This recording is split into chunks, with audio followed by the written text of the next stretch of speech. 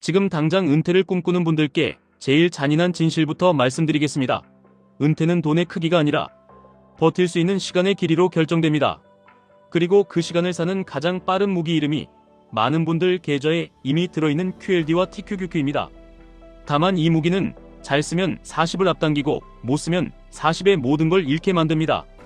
유퀴즈에 나온 파이어족 부부가 특별히 대박을 맞아서 은퇴한 게 아니었던 이유가 여기 있습니다. 두 분이 한 달 생활비를 대략 250만원으로 잡고 세금 보험 같은 연간 비용까지 합쳐서 1년에 3,300만원 정도 예산을 딱 고정해 두셨습니다. 그리고 핵심은 영원히 쓸 돈을 만든 게 아니라 연금이 나오기 전까지 버틸 다리 돈을 계산했다는 점입니다. 남편이 만 55세부터 연금을 받기 시작하니 그 시점 전까지 필요한 돈이 대략 4억, 여행비로 1억을 더해 총 5억을 목표로 잡았습니다. 이게 진짜 현실적인 파이어 계산입니다. 평생 은퇴가 아니라 연금까지의 브릿지 은퇴입니다. 여기서 대부분이 실수합니다. 은퇴 자금이라고 하면 바로 평생치를 계산해버립니다. 그러면 숫자가 너무 커져서 결국 아무것도 못합니다. 그런데 이 부분은 질문을 이렇게 바꿉니다. 연금이 시작되기 전까지 내가 매년 얼마를 태우며 몇 년을 살아야 하느냐? 이 질문 하나가 5억이라는 목표를 만들었고 그 5억이 퇴사라는 행동을 가능하게 만들었습니다. 자, 이제 여기서 QLD와 TQQQ가 등장합니다. 많은 분들이 은퇴 자금 이야기만 나오면 무조건 안전자산, 배당, 현금 흐름만 떠올립니다. 그런데 은퇴를 앞당기는 구간은 대부분 축적기입니다. 축적기에서 가장 무서운 건 내가 돈을 못 버는 게 아니라 시간이 끊기는 겁니다. 월급이 끊기는 순간 적립이 끊기고 복리가 끊기고 결국 계획도 끊깁니다. 그래서 축적기에는 성장 엔진이 필요합니다. 그리고 미국 나스닥을 2배로 밟는 QLD, 3배로 밟는 TQQQ는 그 엔진 중에서도 가장 강한 종류입니다. 하지만 여기서 한 가지 더 냉정하게 보셔야 합니다. 파이어는 수익률 게임이기 전에 변동성 게임입니다. 변동성이 높을수록 같은 평균 수익률이라도 중간에 계좌가 먼저 부서집니다. 특히 은퇴 직전과 은퇴 직후 몇 년의 하락은 평생 계획을 깨버리는 치명타가 됩니다. 이걸 시퀀스 리스크라고 부르는데 말은 어려워도 내용은 합니다. 은퇴 직후에 떨어지면 회복을 기다릴 시간이 없다는 뜻입니다. 그래서 QLD와 TQQQ를 파이어에 연결할 때는 단 하나의 원칙이 필요합니다. 수익률을 먼저 보지 말고 생존 구조를 먼저 만드셔야 합니다. 유퀴즈 부부가 보여준 건 사실 투자 기술보다 생활 구조였습니다. 돈을 많이 쓰면 파이어가 어렵고 적게 쓰면 파이어가 쉬워지는 단순한 얘기가 아닙니다. 본인들이 행복을 느끼는 활동이 산책, 등산, 책 읽기, 글쓰기 같은 저비용 활동이라는 걸 확인했고 그 활동을 기준으로 예산을 고정했습니다. 이게 진짜 포인트입니다. 나는 무엇을 할 때 행복한가? 그 행복에 돈이 얼마나 드는가? 그 돈이 연간 얼마인가? 그 돈을 몇 년 버텨야 하는가? 여기까지 정리되면 투자 전략은 그 다음 문제입니다. 그런데 많은 분들이 여기서 또 엇나갑니다. 나는 행복 기준도 정했고 예산도 정했고 이제 QLD나 TQQQ로 빨리 벌면 되지 않나? 이렇게 생각하십니다. 그래서 올인합니다. 그리고 하락장이 오면 마음이 먼저 무너집니다. 이건 투자 지식의 문제가 아니라 구조의 문제입니다. QLD와 TQQQ는 올라갈 때는 내 편이지만 내려갈 때는 내 멘탈을 먼저 흔듭니다. 내려갈 때마다 은퇴가 멀어지는 느낌이 들기 때문입니다. 그래서 파이어를 진짜로 하려면 레버리지를 수익의 도구가 아니라 시간의 도구로 써야 합니다. 시간의 도구라는 말은 이런 뜻입니다. 내 계획이 흔들리지 않도록 하락에도 계속 적립하고 상승에는 일부를 고정하고 생활비는 계좌에서 떼어내서 따로 보관하는 겁니다. 여기서 유퀴즈 부부의 숫자를 그대로 가져와 보겠습니다. 연간 3,300만원이 필요한데 그걸 12달로 나누면 월 275만원 정도입니다. 그러면 은퇴 직후 최소 2년치 생활비를 현금성으로 따로 빼두는 방법이 있습니다. 그러면 시장이 흔들릴 때도 생활비 때문에 QLD나 TQQQ를 강제로 팔 일이 줄어듭니다. 강제 매도가 줄어들면 시퀀스 리스크가 줄어듭니다. 그리고 이 구조가 생기면 레버리지의 단점이 조금씩 통제됩니다. 이제 진짜 중요한 연결을 하나 더 하겠습니다.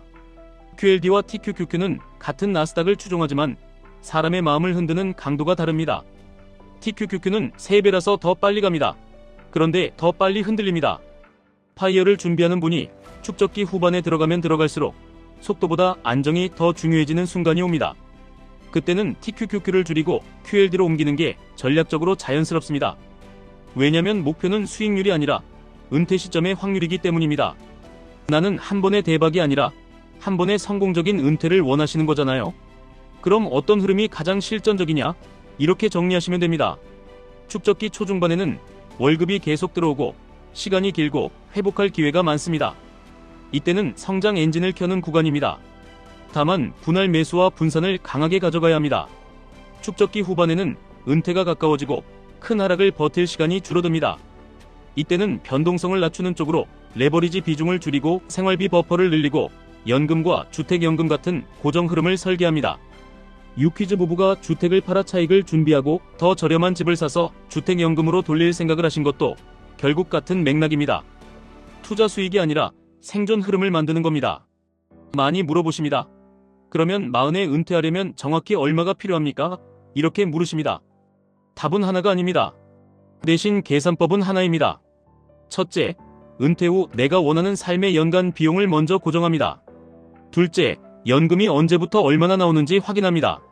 셋째, 연금이 시작되기 전까지 몇 년을 버텨야 하는지 계산합니다. 넷째, 그 기간 동안 필요한 총액을 브릿지 자금으로 잡습니다. 다섯째, 은퇴 후에도 추가로 필요한 안전망을 넣습니다. 의료비 여유, 가족 이벤트, 예비비 같은 것들입니다. 이 5단계가 끝나면 그때부터 QLD와 TQQQ는 그냥 도구가 됩니다. 도구는 내 목표를 대신 결정하지 않습니다. 목표가 도구를 결정합니다. 또 이런 질문이 나옵니다. QLD와 TQQQ만으로 5억을 만들면 되지 않습니까? 이렇게 생각하십니다. 결론부터 말씀드리면 만들 수도 있고 망할 수도 있습니다. 차이는 수익률이 아니라 운영 방식입니다. QLD와 TQQQ는 정답이 아니라 증폭기입니다. 내가 가진 습관을 증폭합니다. 꾸준히 적립하는 습관이 있으면 복리를 증폭하고 감정적으로 매매하는 습관이 있으면 손실을 증폭합니다. 그래서 이 상품을 쓰실 때는 본인에게 먼저 물어보셔야 합니다. 나는 폭락 때 잠을 잘 수 있는 사람인가? 나는 폭락 때 추가 매수를 할 수 있는 사람인가? 나는 폭락 때 생활비를 따로 빼두었는가? 이 질문에 아니오가 많으면 TQQQ는 아직 때가 아닙니다. QLD로 시작해도 충분합니다. 그리고 마지막으로 이 질문도 항상 나옵니다. 생활비를 줄이면 삶이 불행해지지 않습니까? 여기서 유퀴즈 부부가 던진 메시지가 진짜 큽니다. 돈을 줄인 게 아니라 스트레스를 줄인 겁니다. 스트레스가 줄어드니 위로 소비가 줄어들었습니다. 위로 소비가 줄어드니 월 예산이 내려갔습니다. 월 예산이 내려가니 은퇴 자금이 내려갔습니다. 은퇴 자금이 내려가니 은퇴가 앞당겨졌습니다. 이 흐름은 누구에게나 적용됩니다. 중요한 건 내가 진짜 좋아하는 걸 찾는 겁니다. 좋아하는 게 돈이 덜 드는 종류라면 파이어는 생각보다 훨씬 쉬워집니다. 이제 정리해보겠습니다. 40 은퇴의 핵심은 평생치 자산을 만드는 게 아니라 연금까지의 시간을 버틸 브릿지 자금을 먼저 만드는 겁니다. 그 브릿지 자금을 만드는 엔진으로 QLD와 TQQQ를 쓸 수 있습니다. 다만 레버리지는 수익률이 아니라 생존 구조 위에서만 작동합니다. 생활비 버퍼, 분할 적립, 변동성 조절, 은퇴가 가까워질수록 레버리지 낮추기, 이 4가지가 없으면 속도가 아니라 사고가 납니다. 오늘 영상 보신 분들은 숫자 하나만 가져가셔도 됩니다. 내 1년 예산부터 딱 적어보십시오. 그 예산이 정해지는 순간 내 은퇴 자금은 절반은 이미 결정됩니다. 그리고 그 다음에 QLD와 TQQQ를 보시면 이게 도박이 아니라 도구로 보이기 시작하실 겁니다. 지금까지 1분 투자 하이젠버그였습니다.